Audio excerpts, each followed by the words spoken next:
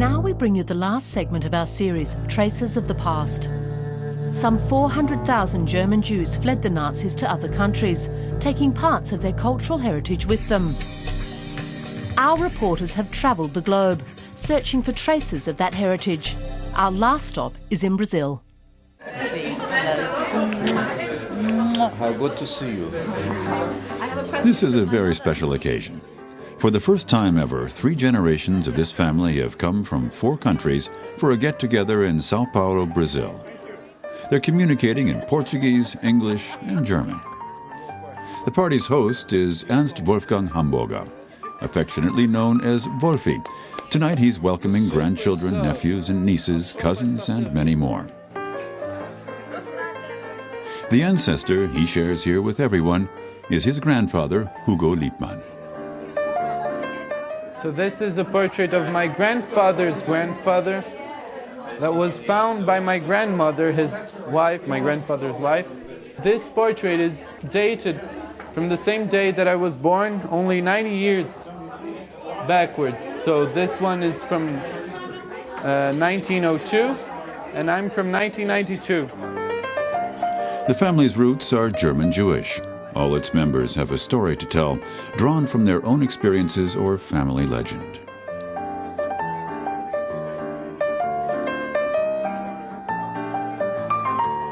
Today, there also happens to be something to celebrate.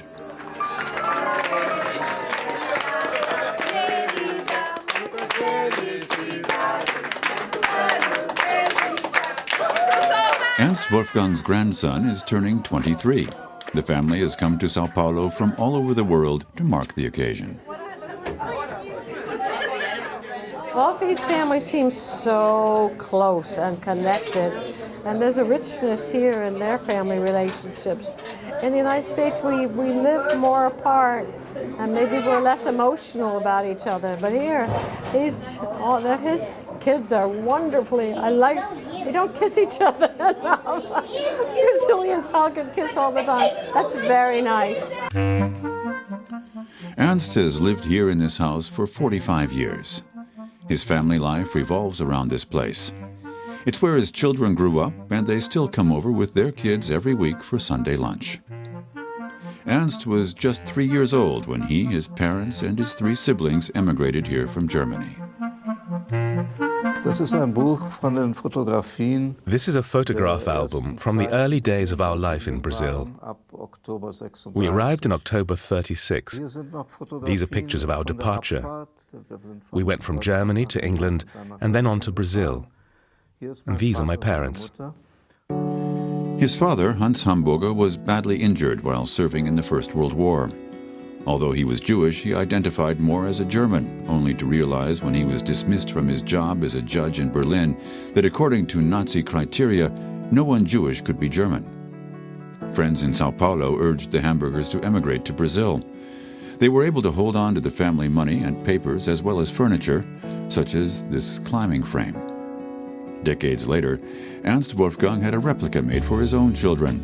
For him, the baby of the family, the departure for a new life was just an exciting adventure. I have happy memories. I picked up Portuguese playing with other children on the street.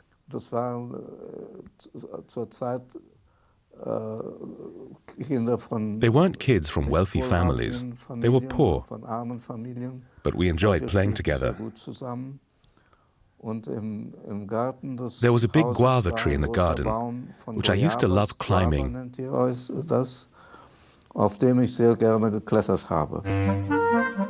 As a young boy, Wolfie loved climbing.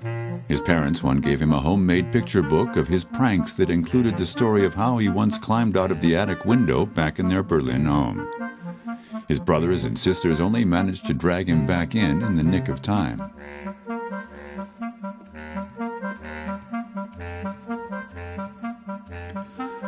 The first house the Hamburger family lived in São Paulo has been replaced by skyscrapers and shops, and so is the garden where Ernst Wolfgang kept tadpoles and played on the climbing frame. The city that became his home roughly 80 years ago is no longer recognizable. Today, the population has swelled to 20 times the size it was in 1936.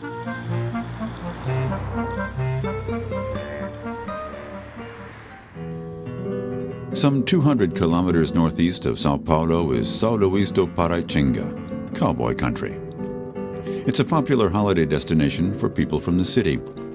Over 50 members of the Hamburger's extended family from the U.S., Britain, Germany, and Brazil have gathered here to spend a weekend in a rented cottage. Many of them have never met before. The family now includes a range of different nationalities and religions. Ernst Wolfgang married an Italian Catholic, a physics professor like himself.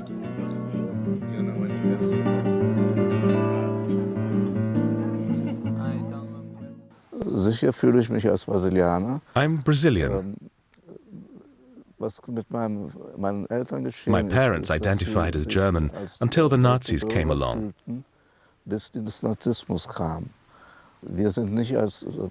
We weren't brought up to be observant. My generation might identify as Jewish, but we're not religious.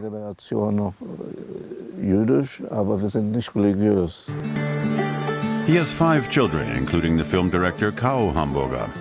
They grew up juggling parallel identities, eating pasta at lunch with their Italian grandparents, then spending the afternoons chatting over cake with their German grandmother, Charlotte Hamburger. As soon as she arrived in São Paulo, she became an active member of its Jewish community and also founded a children's home.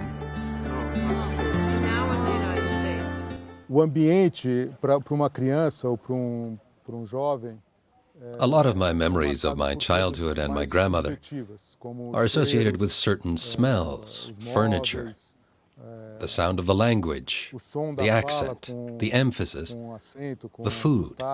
It's all buried down deep inside.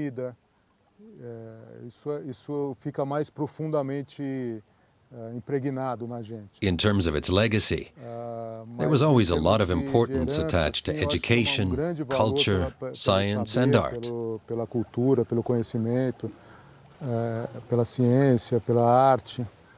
In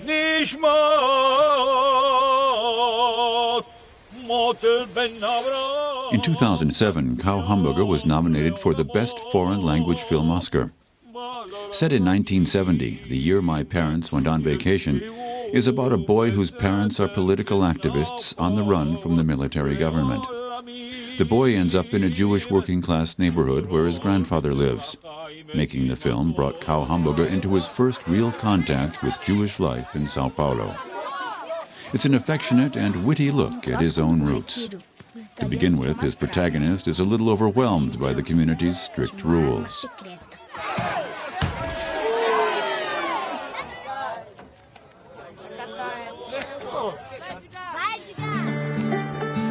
When Kao was invited to show the film at the 2007 Berlin Film Festival, he took the opportunity to visit the city his father was born in. The first time I arrived in Berlin, I felt like I'm home. Probably because the sound of the speech that made me remember my grandmother. But I never felt that I was actually German, a German person.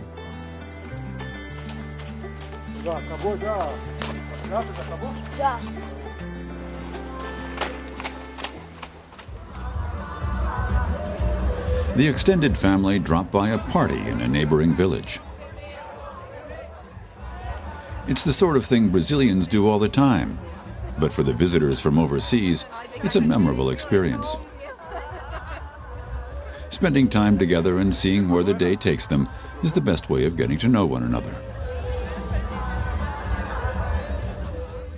I think it's wonderful. It's heartwarming to feel that we're all bound together emotionally. It doesn't matter if that feeling is real or imagined. That's what family is.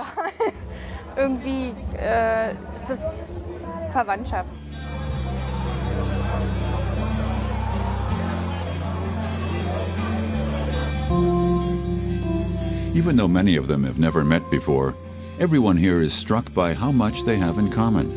An interest in their family history, in culture and nature, as well as a shared sense of humor and sensibility, and of course, a shared heritage.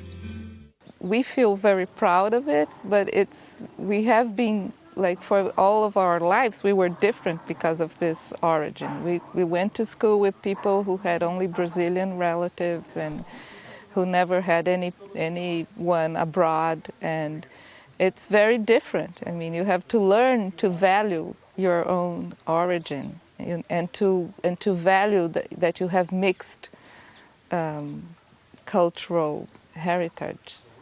And where is Renato. One last family photo before everyone goes their separate ways. Maybe it will be the only one ever taken of this sprawling German-Jewish family all together.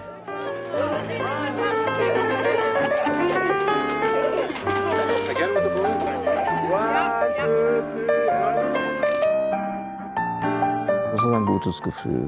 It's good to see Jewish culture, European culture, and German culture getting all mixed up, and everyone making the most of it. Und man versucht, das Beste von allem zu machen.